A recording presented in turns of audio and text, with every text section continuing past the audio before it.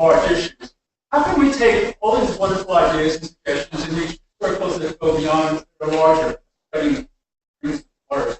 Yeah, I'll just repeat it briefly. How can we bring all this out to a larger audience? How can we reinvent a Mad magazine? Is that for all the panelists? Yeah, perhaps you have your own ideas, because I know with Charles' work, it's probably reaching not limited, but a certain kind of segment. Then it's sort of his, all of his and feels his. How do we get that larger? How do we get the individual rise involved? Okay, we'll have an answer from each. A brief answer. Altså, der er noget, jeg ikke har forstand på, men jeg ved, der er noget, der hedder Facebook og Twitter. Oh, you have to do it in English? So, sorry. I have no knowledge about it really, but I've heard about something called Facebook and Twitter and all these kind of things. Can they not be used? Okay. Charles, do you have anything to add?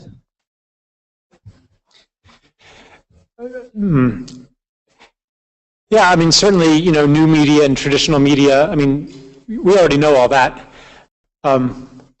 I do think that we also need to examine the ways in which we try to change people's minds and understand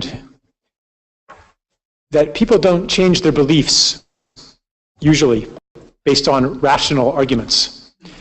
They change their beliefs when they have an experience that doesn't fit into their old beliefs.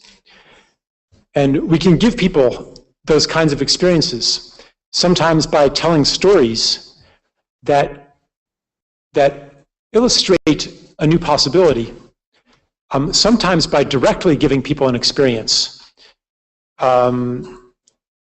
that doesn't fit. I mean, if ultimately the problem is consciousness, or the problem is the basic narratives and perceptions of the world, then we need to work at that level too. And we can all give people experiences that don't fit into the logic of separation, that don't fit into the view of the world that we're all these competing separate selves. Any experience of generosity or forgiveness, unconditional acceptance, all of these personal things, these are just as important and just as political as the big things.